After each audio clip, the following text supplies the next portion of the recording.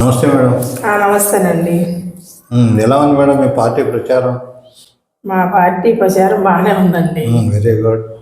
పావన పార్టీ తను కూడా అయోధ్య పార్టీ వాళ్ళతో మాట్లాడిస్తానండి. ఆవిడ రాలేదు ఇవాళ? ఈరోజు రాలేదు. ఎందుకట? తను ఏదో దేవుడి దీక్ష ఉందంటే వెళ్ళారు. ఇది అయ్యప్ప దీక్ష? అయ్యప్ప దీక్ష అమ్మవారి దీక్ష. అంటే జనరల్ లేడీస్ అయ్యప్ప దీక్ష పట్టారు కదా. అమ్మవారి తరపుంటండి. అమ్మవారి దీక్ష పట్టారా? అమ్మవారి తందని వెళ్ళారు. ఏంటి మేడం నన్ను పిలిపించారు? అదేనండి, అయోధ్య పార్టీ వాళ్ళతో కలవమంటారా వద్దంటారా అని. అయోధ్య పార్టీతో మీరు కలవాలా వద్దా అన్నది మీరు కొంచెం ఆలోచించుకోవాలమ్మా. ఎందుకంటే ఇప్పుడు అధికార పక్షం చాలా బలంగా ఉంది కదా. కాబట్టి ఏంటంటే ఎన్ని పార్టీలు వచ్చి మీతో కలుస్తా అన్నా కూడా కలుపుకోవటం ఒక విధంగా మంచిదే. కానీ ఏంటంటే వాళ్ళల్లో మళ్ళీ సీఎం పోస్టుకి పోటీ పడతారేమో వాళ్ళు ఎవరన్నా. మీకే సీఎం కావాలని ఉంది కదా. కాబట్టి ఏంటంటే ఈ అయోధ్య పార్టీ విషయం మీరు ఆలోచించుకోండి మీ పార్టీ కార్యకర్తలతో కలిసి.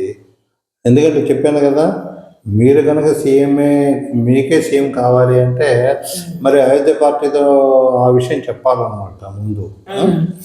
తర్వాత ఏంటంటే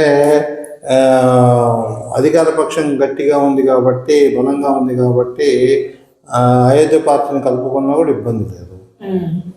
మీ మనసులో మాట ఏంటి? నా మనసులో మాట తనే చెప్పిందండి. మొన్న పాల పార్టీ కలుద్దామని చెప్పింది. అయోధ్య పార్టీ వాళ్ళు కూడా వస్తారు మేడం గారు, మీరే సీఎం అని చెప్పింది. సీఎం మీరే అండి? వెరీ గుడ్ అమ్మా. అవును మేడం, మీ అమ్మాయి కనబడట్లేదు? మా అమ్మాయి గారు మొన్న అమెరికా వెళ్ళిందండి. మీ అమ్మాయిని కూడా రాజకీయాల్లో తెస్తున్నారట? నా తర్వాత సరే కదండి సీఎం. Guarantee sir. మరి అమ్మాయికి రాజకీయ అనుభవం ఉందా? ఉన్నాకండి. మీరు చెప్తారా? ట్రైనింగ్ ఇస్తారా? తప్పకుండా. మరి ఎమ్మెల్యే సీట్ ఇస్తున్నారా? ఇవ్వాలి కదా సార్, తప్పదుగా.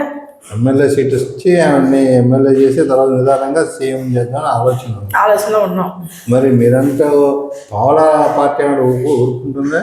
ఊరుకుంటుందా అంటే తనకు ముందే చెప్పా, ఎంపీడీ డిప్యూటీ సీఎం తనకే, మా అమ్మాయికి ఏమో ఎమ్మెల్యే పోస్ట్ అని చెప్పాను.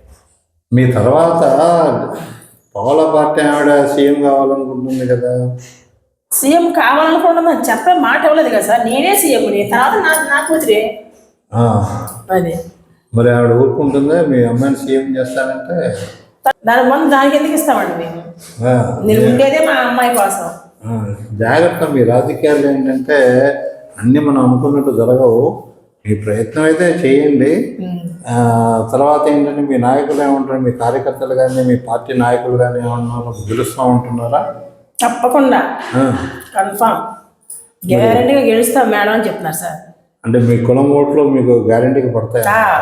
మీ కులం ఓట్లు ప్లస్ పావుల పార్టీ కులం ఓట్లు కూడా పడ్డాయంటే దాదాపు మీ పార్టీకి వెళ్ళటం ఖాయం.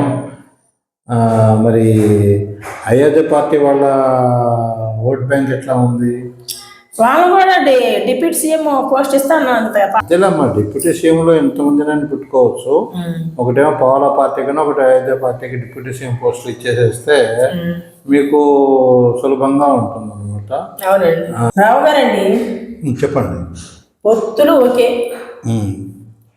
నేను సీఎం అవ్వాలంటే ఇంకా ఏం చెయ్యాలి? భలే ప్రశ్న అడిగారమ్మా.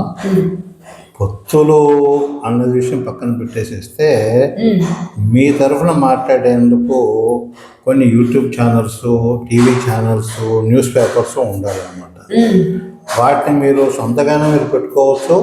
లేకపోతే ఇప్పుడు ఉన్న ఛానల్స్ని, న్యూస్ పేపర్స్ని వాళ్ళకి ఎంతో కొంత డబ్బులు ఇచ్చేసేసి మీ పార్టీ తరఫున ప్రచారం చేయమని అడగచ్చు అనమాట.